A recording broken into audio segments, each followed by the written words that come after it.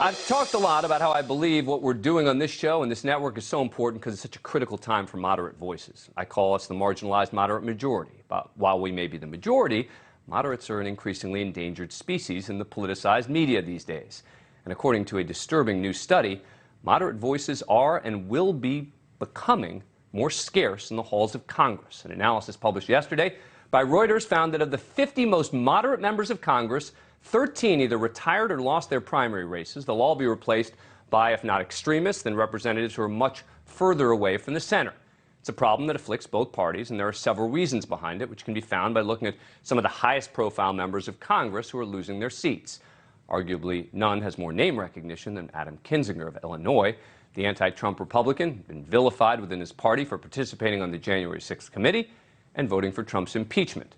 All the while, Democrats lauded him as a patriot who put country ahead of party. But it was actually the Democrats who forced him out of office by redrawing his district and forcing him to run against a far-right incumbent in a primary who's much more popular to the Republican base. Kinzinger opted not to run and is retiring at the end of his term. Moderate Florida Democrat Stephanie Murphy didn't wait for Republicans to redraw her district. She announced she was stepping down late last year. She cited not just opposition from Republicans, but Democrats as well, with national progressive groups running attack ads against her. She's a three-term member of Congress, part of a group of moderates called the Blue Dogs. In 2010, there were 54 Blue Dogs in the House. Now there are 19, and with 5 retiring and 6 others in competitive races, there could be as few as 8 come next January. And their counterparts on the center-right disappearing just as fast. In addition to Kinzinger, Michigan Congressman Peter Meijer faced a primary challenge last month from far-right opponent John Gibbs and was narrowly defeated.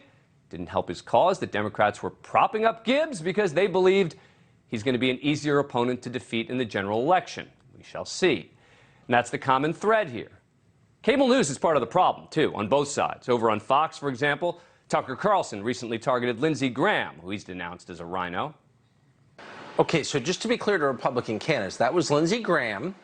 Your job is to make fun of Lindsey Graham and to disavow Lindsey Graham. Your job is not to emulate Lindsey Graham and steal his talking points.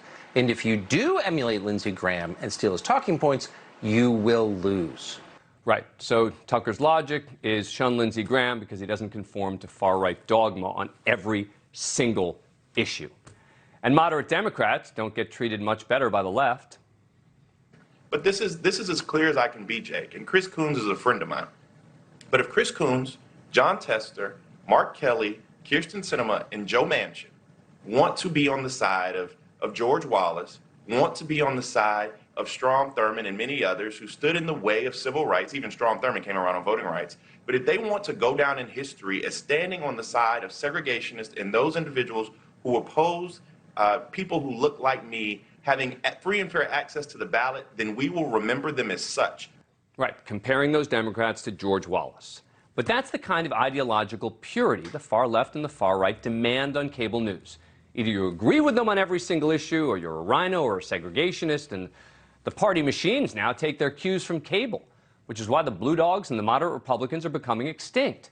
Extremists don't do compromise. It's all or nothing. There's still some in Congress who are open to a message of moderation, but now is the time for them, for you, for us to speak out, or else they may all soon be gone. Thank you for watching. Go to NewsNationNow.com to find NewsNation on your cable provider. And don't forget to click the red subscribe button below to get more of NewsNation's fact-driven, unbiased coverage.